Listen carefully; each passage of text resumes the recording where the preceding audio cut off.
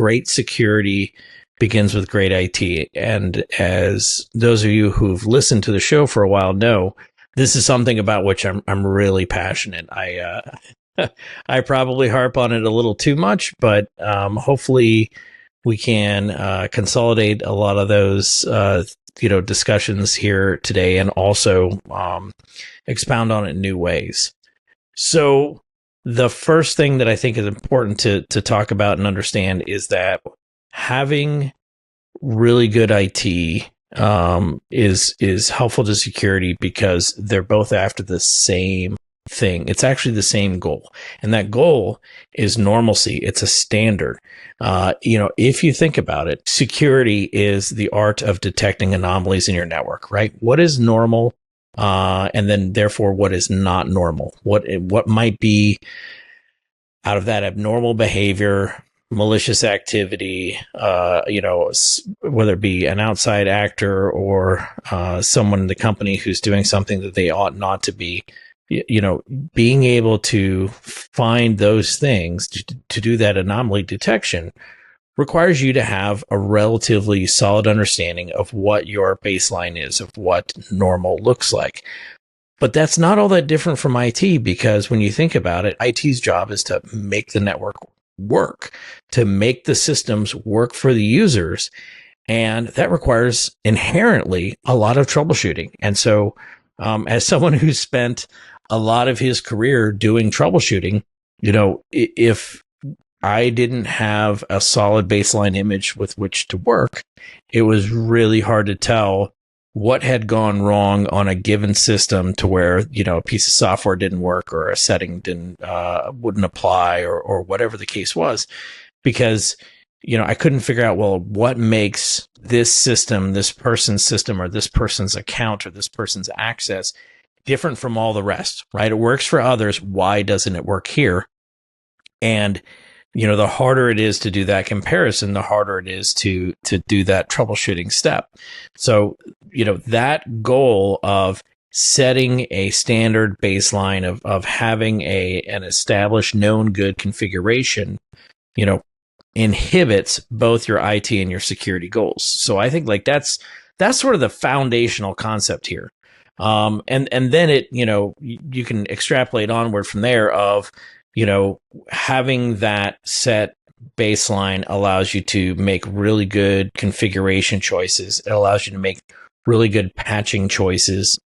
Just to start us off, could you talk through, I think you went on a journey very similar to mine where, in IT, IT had this sort of growth path of really trying to get adoption, and then adoption turned into efficiency, and then security came into its own, and started putting a lot of pressure on IT to maybe move out of very slow, deliberate patching into, faster cycles. And then, we realized that, there's actually a balance to be achieved. And I think a lot of where we are today is about trying to optimize those balances. But I'm curious for your perspective on how that's looked over the last couple decades. Yeah, I've always been a believer in speed. And, as a military guy, Jason, you'll appreciate this. I firmly believe in the OODA loop concept: observe, orient, decide, act. And whoever gets through that cycle the fastest is going to win. And I think it's so true in cybersecurity. The whole point behind starting CrowdStrike was, how do we accelerate in the security space that identification, the detection piece, the response piece for security personnel. But I think Automox plays such a vital role in that ecosystem as well, because at the end of the day, the way you beat the adversary is not by having the highest walls that they can never climb over, right? There's someone who's always going to build a ladder to climb over your wall. There's always going to be a zero-day vulnerability that hasn't been patched, or there is no patch for, or some other misconfiguration, or just a user that's going to respond to a phishing email or a note that they're going to get. But that doesn't mean that you're going to fail, right? Because if you're able to get through that cycle fast enough to detect an adversary, to determine what to do about them, and then to operationalize that action, to evict them, to close the loopholes, to patch the vulnerability, whatever the case may be, That's how you're ultimately going to win. And you have to do it day in and day out, right? So that speed is just absolutely vital, absolutely essential.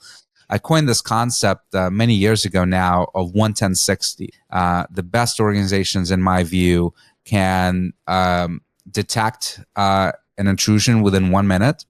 Um, uh, uh, uh, Basically analyze and investigate it within about 10 minutes and respond, evict the adversary within 1 hour.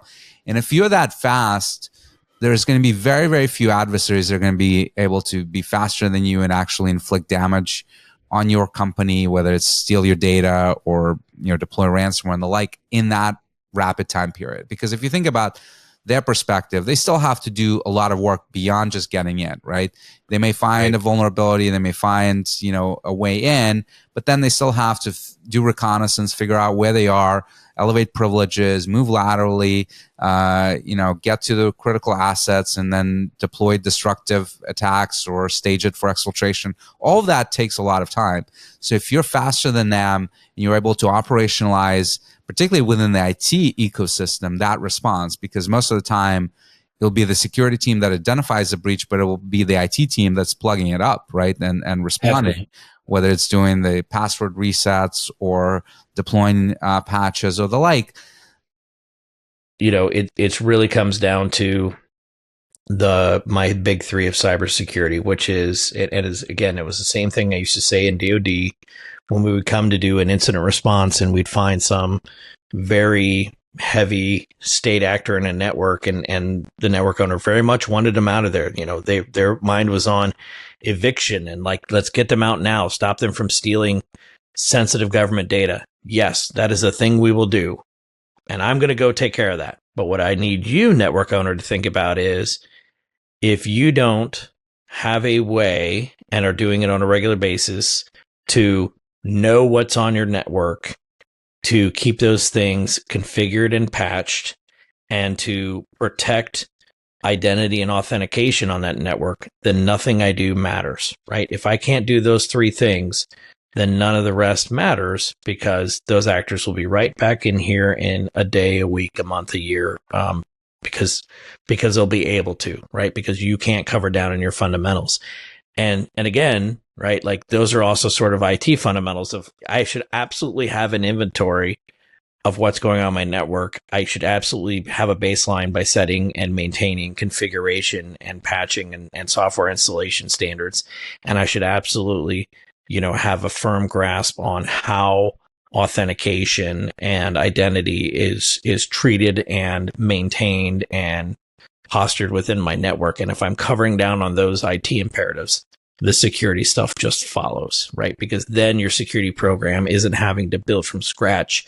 They're adding a layer of expertise and nuance onto those existing IT imperatives. And that's how you get your two teams working together as one integrated whole, rather than as, mere counterparts who are floating along together, or worse yet, as adversaries, right? IT and security should be the best of friends. And by designing our programs to work together as one, we can achieve that. The adoption of Linux has gone up over time and really has opened people's mind to, open source software. And I remember, there being so much discussion at the time, and back and forth. And I mean, right, these are the days of people having debates like the Cathedral and the Bazaar, about, how we should develop in the future, and people saying it would be, it's going to be all of this, or no, this will win out, this will stay the dominant model. And reality is we find ourselves in a blended future where, pretty much every commercial product in existence uses some degree of open source software and integrates it in, the ones that have compatible licenses. And there's some open source software that, prohibits those use cases or makes it prohibitive, and that's their choice, and that's fine. And we've really reached this diversity in the software ecosystem where no longer does everything have to be bespoke one-offs. We have a lot more commonality. We have a lot more common ways of doing things. It spurned other innovations. A lot of people forget, Linus Torvalds invented Git. right? He he created Git back in 2005 because he was frustrated that he didn't have um, good enough version control around Linux kernel development. So he invented Git, and look at all the things that spawned and what that's done for modern application development. It's really changed the face of the world. And, it again, right, like debates that people thought would play out that ended up not quite playing out is, everyone in the Linux world back in the day was just very focused on, this will be the year of Linux on the desktop. And like, finally, like we're going to beat Windows. And in reality, like, no, it's probably never going to be the year of Linux on the desktop, but who cares, right? Linux has probably the majority of the server market in the world. They certainly have, the vast majority of embedded systems out there and small devices, right? So, it's a matter of best fit for the best tool. And there are use cases where Linux is great. There are use cases where Windows and Mac are great. I love teasing Windows users. Actually, I love teasing all users of all things because everyone seems to be sensitive to things. And we can have a great argument about whether Emacs or Vim is best. Vim. So before we wrap up here, being our inaugural guest, I'm going to let you close it.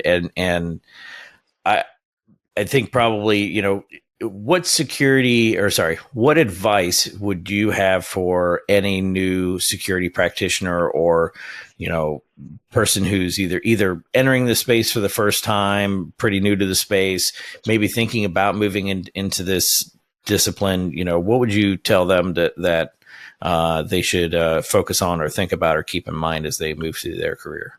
Well, I kind of thought we were going to end with a softball. That's not a softball throw there. That's a tricky question. But yeah, I would say the answer is probably never no, right? And I think too many security people, like their default answer is no, you can't do it. And I'll share a story with you. And I don't think I've shared this one with you yet or not. But earlier in my security career, we had a new CIO, and his answer was, you can't say no to anybody. If the answer is no, you need to come to me and explain why the answer is no. And I will go to them and tell them why the answer is no, which is a pretty hard line in the sand, right? Yep.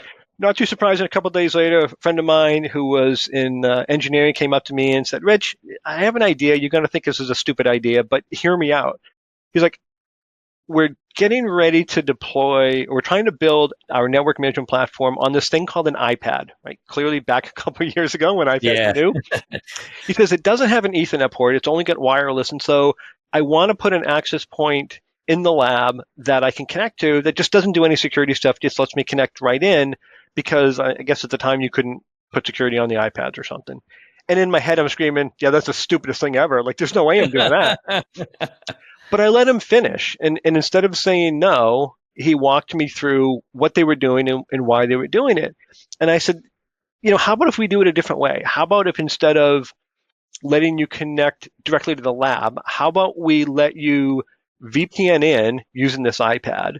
We'll give you a lockdown profile so you can only talk to things in the lab, but you can do it from anywhere. And he's like, oh, that would be amazing, because this isn't a funded project. It's a skunkworks project that we're playing with. So it's Work Plus, right? And It would be nice to not have to come into the lab on a Saturday and Sunday. I could literally do it at home at the kids' baseball game, and still be part of the family. That would be awesome. And so instead of him honestly going off and just buying the access point and doing it anyway, because we were a networking company, right? And hating IT for making him do it, he became a huge evangelist, right? And his comment to people was, go talk to the security team. Like, they're not going to say no. They'll help you find a good way to do it. And so if you start with no, you end up being the obstacle to be avoided. If you start listening, you become that trusted partner, and they'll come to you, even when what they're doing may be a little outside the norm, which is really what you want. Yeah, I love that story because I've always been telling my teams, find a path to yes, and there are shades of yes, but don't say no.